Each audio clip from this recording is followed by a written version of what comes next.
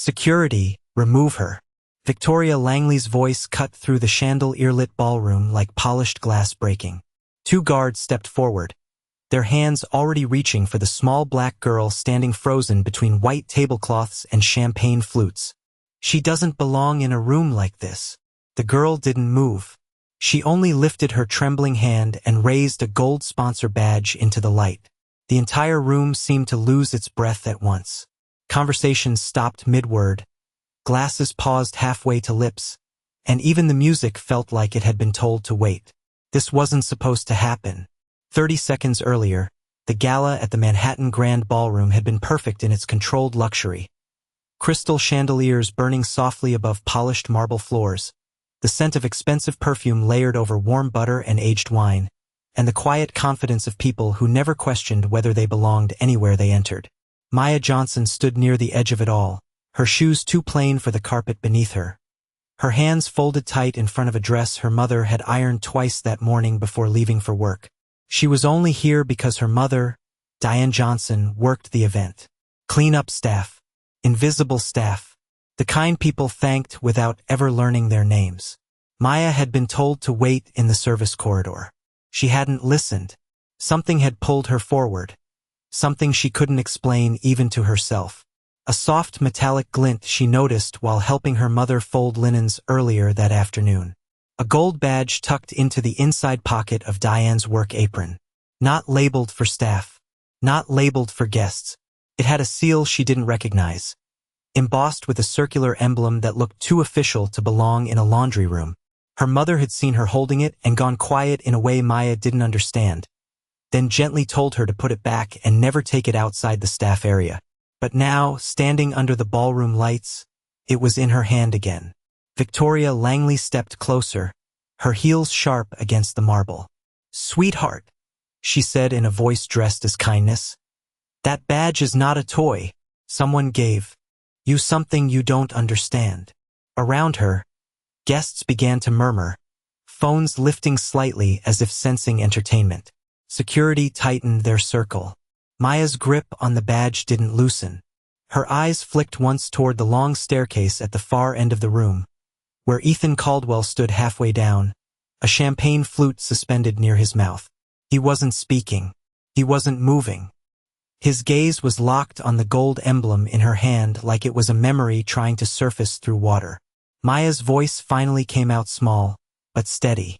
"My mom told me not to lose this." The sentence didn't belong in this room. It didn't fit the language of chandeliers or million-dollar charity auctions. For a brief second, even Victoria hesitated, as if recalculating something she thought she already controlled. Ethan Caldwell lowered his glass just slightly. Not enough for anyone else to notice, but enough to change the air around him. Then the security scanner near the entrance beeped once, quietly, almost apologetically, as if it had discovered something it was never supposed to find. Founding sponsor access active, Diane Johnson. The security scanner beeped again, softer this time, like it was afraid of being heard. Victoria Langley forced a smile that didn't reach her eyes. "There must be a mistake," she said smoothly, turning slightly toward the staff monitor mounted near the entrance.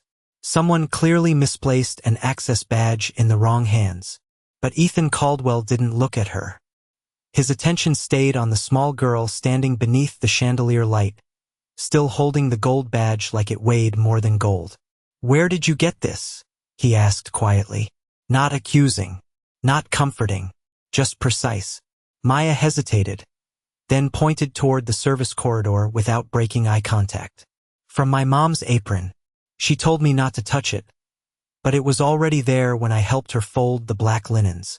A few guests laughed under their breath, unsure if they were witnessing a misunderstanding or a scandal in slow motion. Somewhere behind the ballroom wall, a dishwasher rumbled, steady and indifferent, while a television in a staff break room murmured a late-night news broadcast too faint to understand.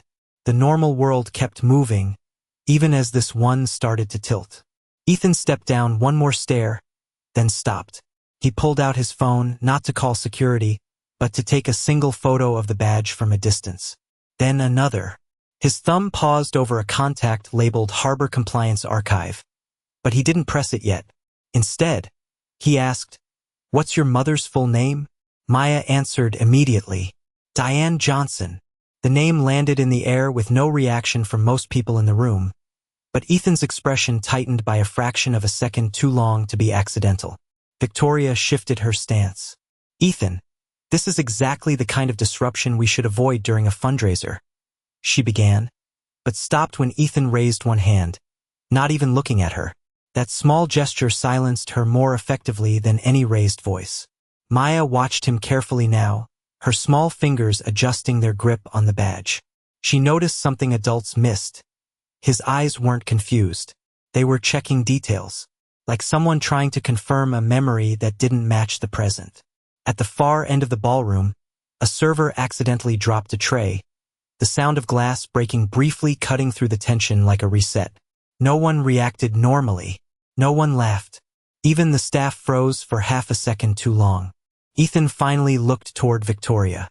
"Pull the internal access logs from tonight," he said calmly. "Not guest logs.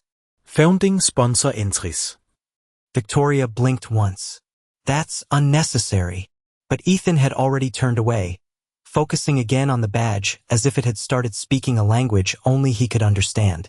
Maya shifted her weight slightly, still not moving from the spotlight she never asked for. "My mom was here early," she added quietly. "Before the guests came. She said she had to check the table settings in Hall B.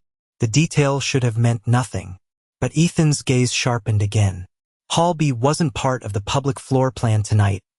It was reserved for pre-event sponsor verification, a space guests never saw. A space staff weren't supposed to enter without clearance. From somewhere near the ceiling, a security camera indicator light blinked, then flickered, then went dark for exactly 3 seconds before coming back on. Ethan noticed. No one else did. He looked down at his phone again, and this time he opened a file labeled Sponsor Registry Snapshot. Last updated 14 months ago. One line glitched, half-loaded, then corrected itself. The name Diane Johnson appeared twice in 2 different access tiers before one version disappeared, as if it had never existed at all. Ethan didn't speak for a moment. The only sound was the distant hum of the building's ventilation system cycling air through the ballroom. Then, very quietly, he said almost to himself, "That's not supposed to be possible." And for the first time since the gala began, Maya noticed something else. Victoria wasn't smiling anymore because behind her, a staff door that should have been locked was slightly open, and the light inside wasn't steady. It was flickering like someone had just left in a hurry. The staff door stayed half open for exactly 3 seconds before a young attendant rushed over and pulled it shut a little too quickly, as if closing it harder could erase the fact it had been open at all. Ethan Caldwell noticed the motion but didn't comment. Instead, he kept his eyes on Maya, who was now standing very still, like she was listening to something no one else could hear. "You said your mother went into Hall B before the guests arrived," Ethan repeated quietly. Maya nodded. "She said she had to fix the table settings. She left at 5:42 p.m. The exactness of the time made a few nearby staff members glance at each other. Victoria Langley let out a small, controlled laugh. "Children often misunderstand timing," she said gently, like correcting a harmless mistake. But Maya shook her head immediately. "No," she said. "I saw the clock in the kitchen. It was next to the microwave. It said 5:42, and she was still wearing her blue apron when she left." Ethan's expression shifted again, not dramatically, but enough that the air around him felt tighter. He pulled his phone back up and opened a second file, Internal Hallway Logs. His thumb paused. A single entry for Hall B had been manually edited. Not deleted, edited. That was worse. There was a gap of exactly 9 minutes where no camera footage existed. 9 minutes that should not have disappeared under any normal system update.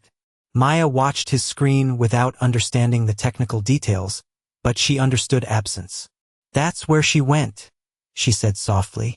"After that, I didn't see her again." A server walked past carrying empty glasses, and for a moment the clinking sound of glass felt too loud, too ordinary for what was unfolding. Victoria adjusted her bracelet, a small, repetitive movement that didn't match her voice when she spoke next. "Ethan, you're letting a misunderstanding escalate because of a child's imagination," she said, but her smile was thinner now, almost carefully assembled. Ethan didn't look at her. He instead called someone from his contact list and said only, "Pull Hallby access swipes from 5:30 to 6 o'clock. I want names, not summaries." Then he ended the call immediately, like he didn't want anyone else listening. Maya reached into the pocket of her dress. Her fingers moved slowly, as if she wasn't sure she should show what she had, but she pulled out a folded paper napkin. It was slightly wrinkled, edges softened from being held too tightly. "My mom wrote something," she said. Her voice dropped. "She said if I ever felt scared, I should remember what she wrote." Ethan finally turned fully toward her. Not because of authority, because of instinct. Maya unfolded the napkin carefully. On it was a short handwritten note. "If anything happens before 6 p.m., check the second badge log." A quiet silence spread through the group nearby, not dramatic, but heavy enough that even Victoria stopped moving. Ethan's eyes narrowed slightly at the phrase, "second badge log." That didn't belong in any standard access system. It was internal language, restricted language, the kind used only by people who built the system, not used it. Maya looked up at him. She said it like she was reminding herself. She added, "Not me." From somewhere behind the ballroom wall, a phone buzzed on a wooden table and was quickly silenced by someone who didn't want it heard. Victoria finally exhaled, slower this time, as if carefully choosing every breath. "This is getting out of control," she said, but she didn't move forward anymore. She stayed exactly where she was, watching Ethan now instead of the girl. Ethan lowered his gaze to the napkin again. Then, very quietly, he said, "There are only 3 people who ever had access to the second badge log protocol." He didn't finish the sentence. He didn't need to. Maya held her breath without realizing it, and somewhere deep inside the system he was about to open, a record updated itself again. This time labeling Diane Johnson as active personnel, unverified override authority. The moment Ethan Caldwell finished speaking, 2 security officers in tailored black suits stepped forward, not aggressively, but with practiced professionalism. "Sir, we recommend we relocate this conversation to a private compliance room," one of them said, eyes flicking briefly toward Maya as if she were an unresolved variable in a system that needed cleanup. Victoria Langley exhaled softly, stepping in with perfect timing. "This is becoming disruptive to the event," she said, voice calm, measured, almost sympathetic. "A child has presented an unverified object and is interfering with a founding sponsor celebration." The words were carefully chosen, designed not to sound cruel, only final. Around them, guests began to subtly reposition themselves, as if distance could restore order.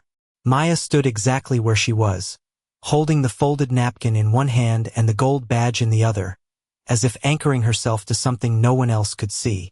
Ethan didn't move, but he didn't interrupt either. That silence alone made the room uneasy. Victoria took it as permission. She turned slightly toward Maya, softening her tone further. "Sweetheart," she said, like speaking to someone lost, "I'm sure your mother didn't intend for you to bring staff materials into this area. Let's not make this harder than it needs to be." The words were gentle, but they carried weight, the kind that reduces a person without raising a voice. One of the security officers extended a hand, palm open, waiting for the badge. Not grabbing, waiting. That made it worse. Maya looked at the hand, then at Victoria. She didn't step back. She only spoke once, quietly. "My mom told me not to give this to anyone unless they knew her full name and the second access protocol." The phrase landed strangely in the room. A few guests exchanged confused glances. Victoria's expression flickered for just a fraction of a second, too small for most people to notice, but Ethan did. A man in a suit entered from the side corridor, legal counsel, judging by the folder in his hand and the way he avoided eye contact with everyone except Ethan. "We've reviewed the preliminary registry," he said carefully. "There is no active listing for secondary badge authority under that name."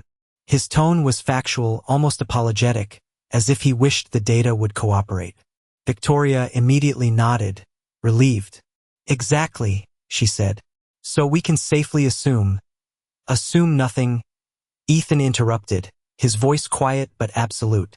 It wasn't loud, yet it cut through everything. The lawyer stopped mid-sentence. Maya flinched slightly, not from fear, but from the sudden shift in attention toward her.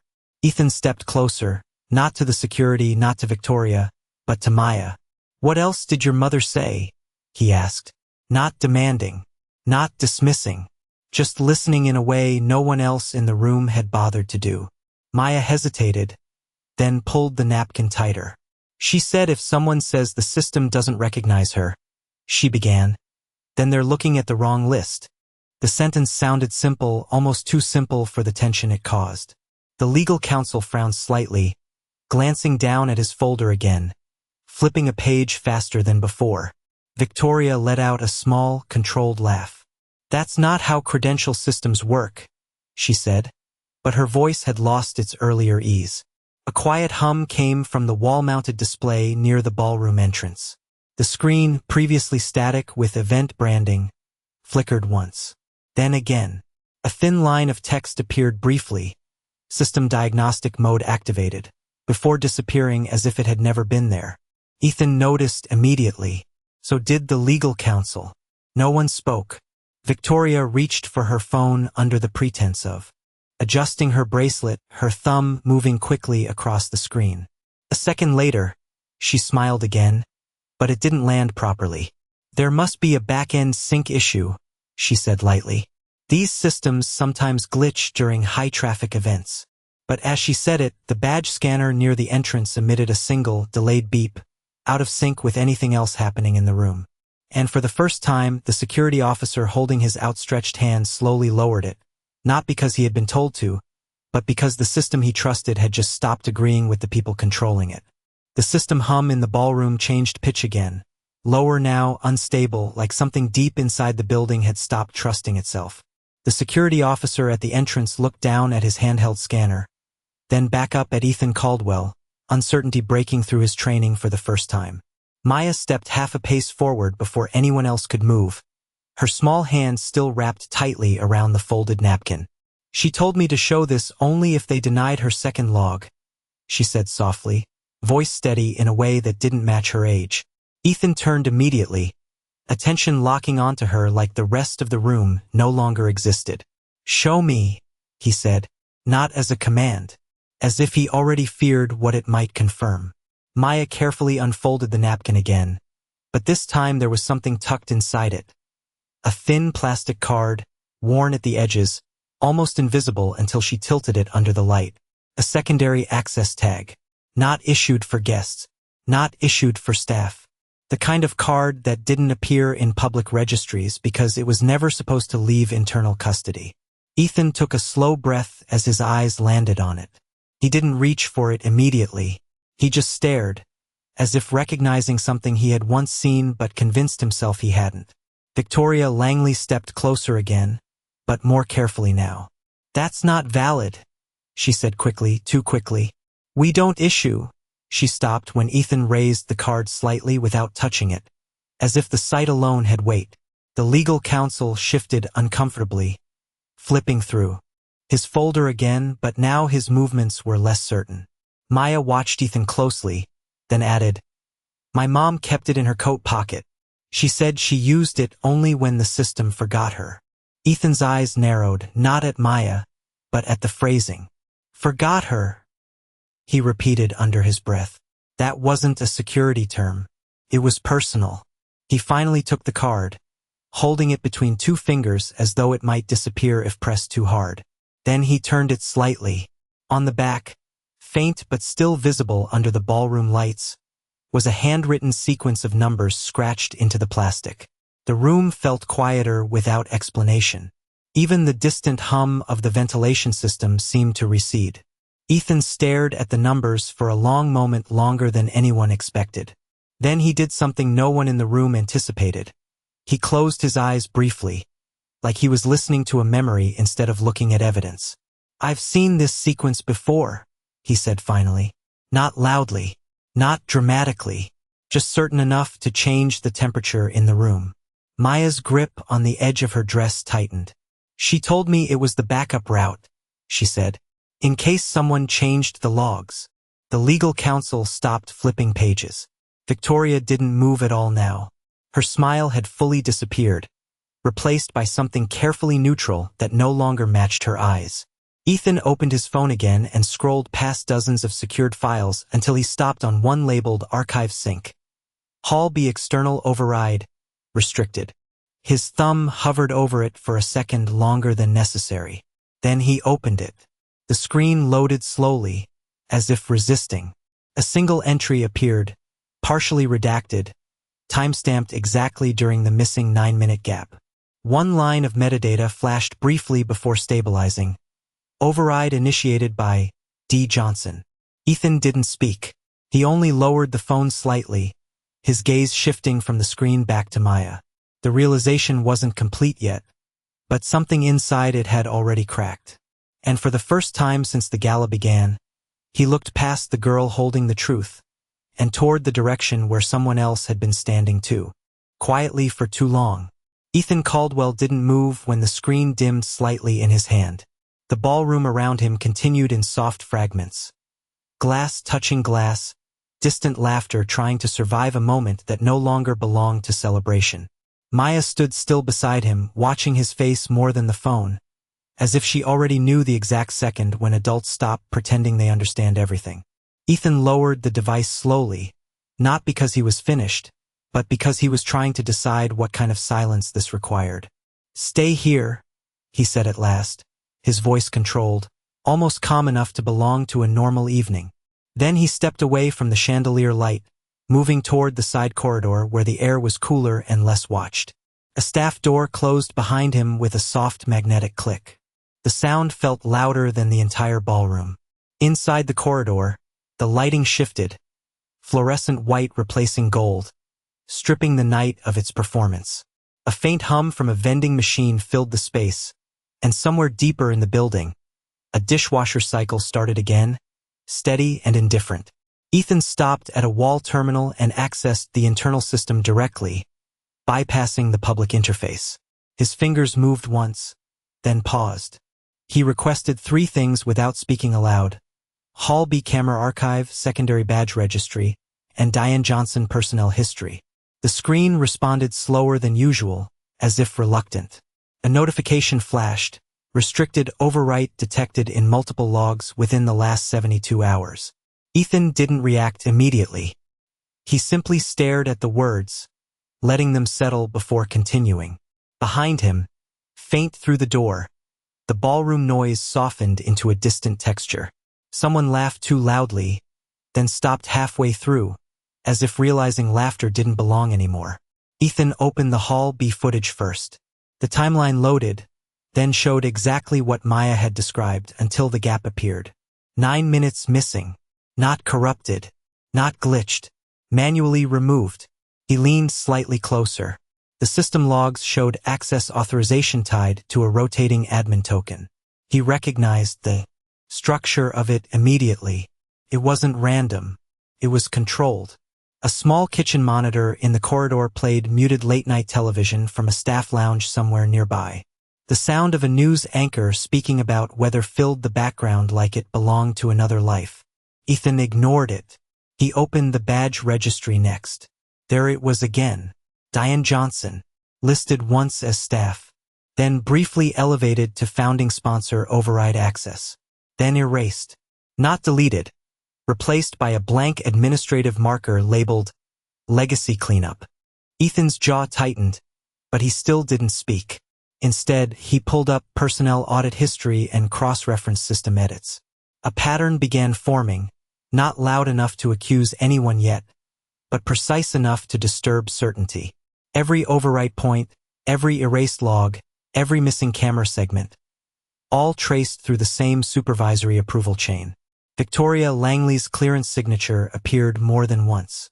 Ethan didn't move for several seconds after that. In the quiet corridor, the hum of the vending machine continued, indifferent to what had just shifted inside the system's architecture. A drop of water from a loose pipe tapped against metal somewhere overhead, slow and repetitive like a metronome counting down something irreversible. He finally exhaled, but it wasn't relief. It was recognition, not of truth fully revealed, but of direction corrected. Back in the ballroom, Maya shifted slightly, still holding the napkin and badge, unaware of how far the silence around her was already expanding. Ethan looked through the glass panel toward her, then lowered his gaze to the name still visible in the system audit chain. For a long moment he didn't speak.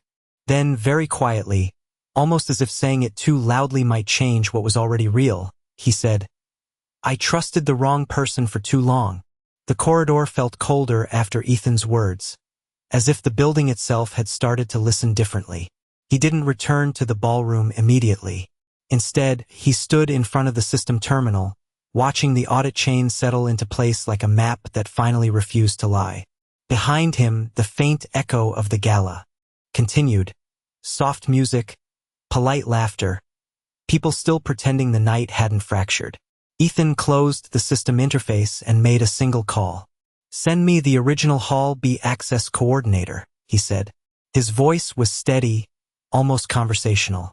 "And pull Victoria Langley's full event authority log. I want timestamps, not summaries." There was no anger in it. Only structure. Only direction. That made it worse. Back inside the ballroom, Maya had not moved. She still held the badge, but now her hand rested lower, as if she was growing tired of being the only thing keeping the truth from falling.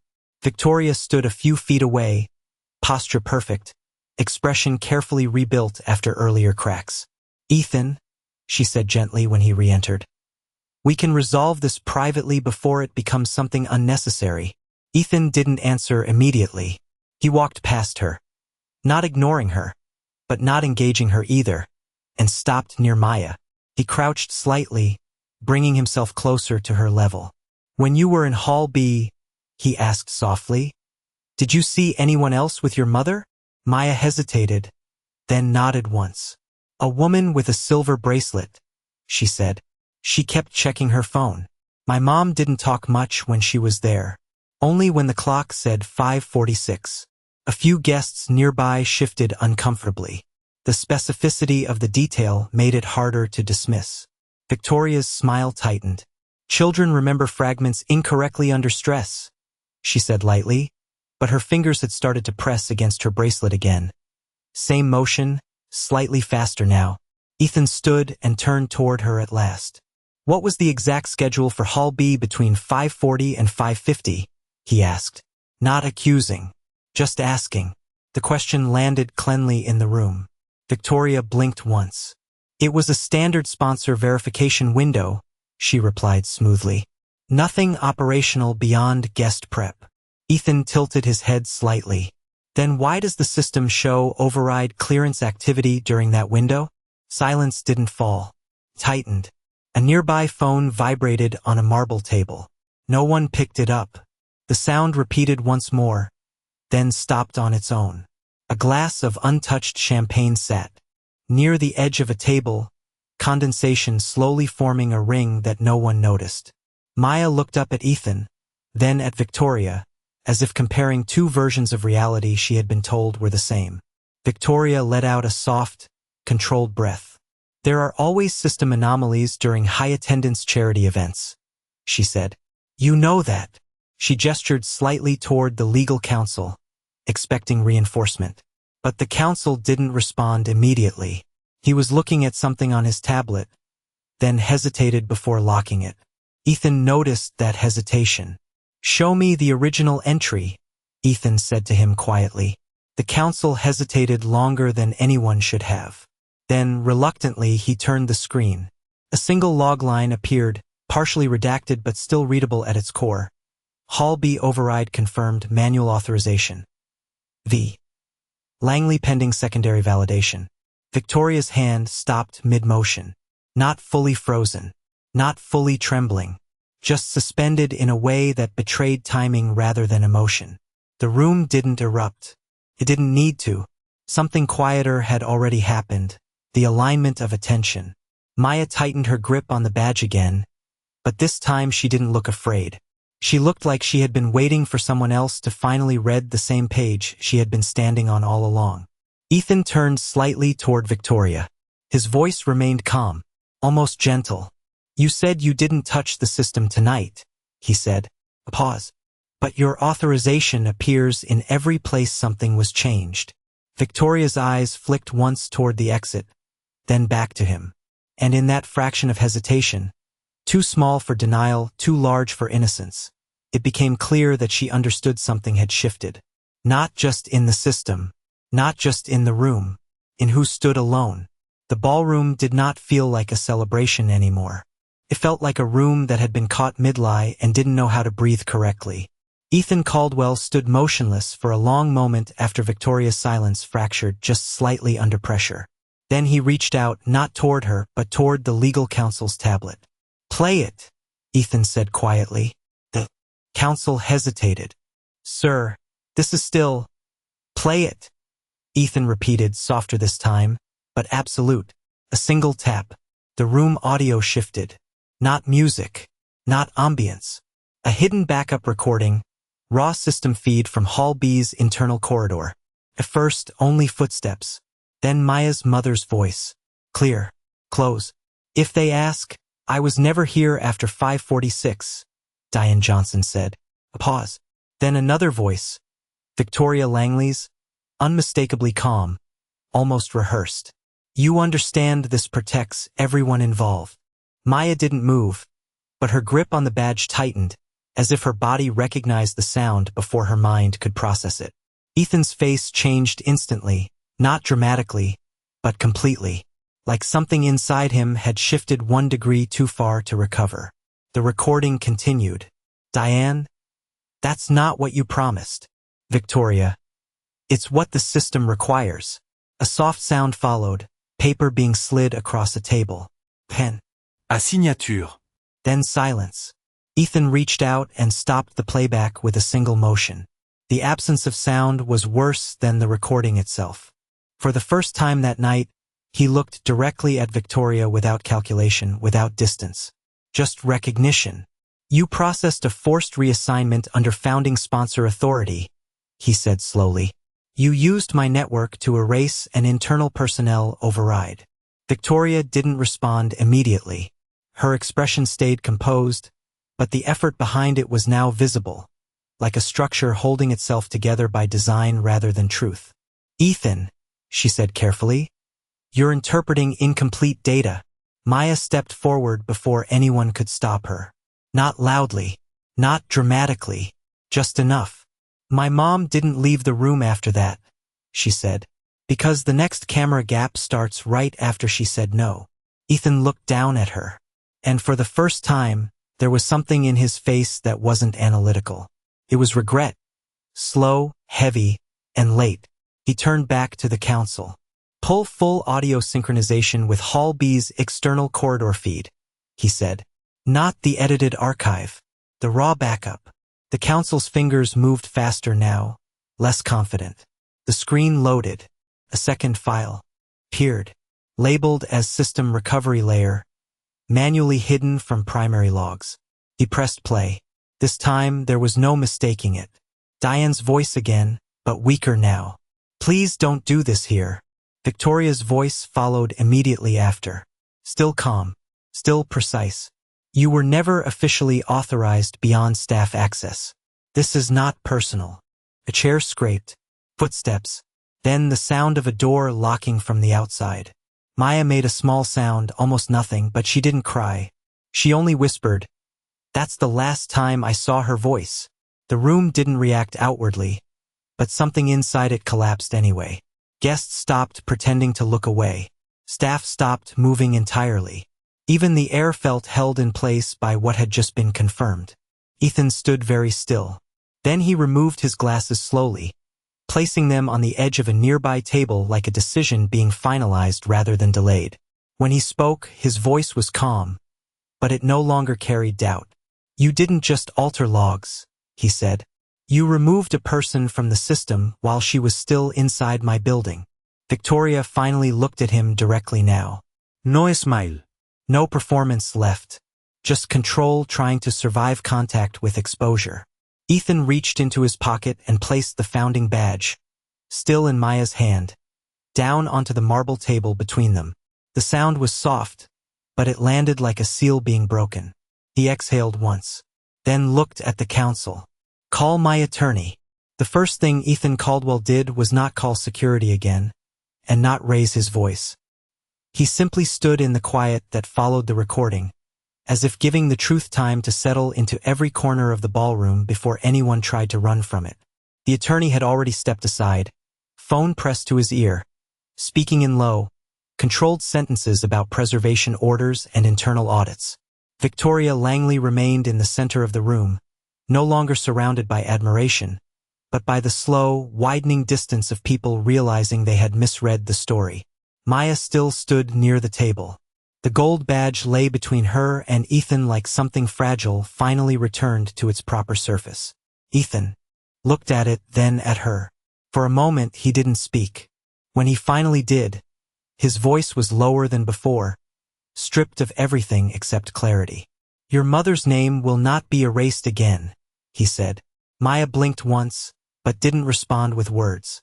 She only nodded, like she had been waiting a long time for someone to say that without hesitation. Within minutes, the tone of the room changed completely. Not with drama, but with administrative precision. Ethan's attorney arrived in person, followed by a second legal team and an internal compliance director who looked as if they already understood the consequences of being late. Victoria's access credentials were suspended on a live system feed displayed discreetly on a side monitor. No shouting. No spectacle. Just removal of authority, one line at a time. You are temporarily relieved of all event and founding sponsor oversight privileges pending investigation, the compliance director stated calmly. Victoria didn't argue at first. She only looked at Ethan, as if expecting him to correct the situation privately. He didn't. That silence was answer enough. Outside the ballroom doors, a quiet instruction was given to secure all Hall B records and preserve all raw footage under federal audit protocol. Inside, guests were no longer guests in the same way. They were witnesses to something reclassifying itself in real time. Maya stepped slightly closer to Ethan, her voice small but steady. Is she coming back? She asked, not asking for punishment, but for certainty. Ethan paused before answering. Not to the place she changed, he said, and not to the systems she controlled. A soft sound filled the room again. This time not tension, but release. The kind that comes when something hidden finally stops pretending to belong where it doesn't. Hours later, the ballroom had emptied into a quieter version of itself. The chandeliers still glowed, but the energy beneath them had changed shape entirely. Ethan remained near the same table where the badge had been placed earlier. Maya sat in a chair nearby, now wearing a light coat that didn't belong to the night she had arrived in. On the table in front of her was something new. A printed document, freshly signed, restoring Diane Johnson's full employment record, correcting system deletions, and formally acknowledging unauthorized override activity. Not as rumor, as record. Next to it was a second-page compensation authorization, not as apology in words, but as structural correction in policy. Ethan watched Maya as she held her mother's badge again, now returned officially, not hidden or questioned. She's not lost, he said quietly. She was removed from a system that wasn't allowed to do that. Maya looked down at the paper, then at the badge, then finally at him. She always said people don't disappear, she said softly. They just get put where no one looks. Ethan didn't answer immediately. He only nodded once, slowly, as if accepting something that could not be undone. Later, in a small staff room lit by a single warm lamp, a glass of milk sat on the table beside a folded coat cleaned and returned, and a framed photograph that had been digitally restored from an archived file. Diane Johnson standing in Hall B, smiling faintly beside the sponsor insignia that had once erased her. Maya sat across from it, her shoulders finally no longer tight with waiting. Ethan stood near the doorway, not as someone above the room, but as someone who had learned how easily rooms like this could forget who belonged inside them. Maya spoke one last time, almost as if testing whether the world would still listen. You didn't have to believe me, she said. Ethan shook his head slightly. No, he replied. But I had to learn what it costs when no one does. The room stayed quiet after that, not because it was empty, but because for the first time that night, nothing needed to be corrected. Only remembered.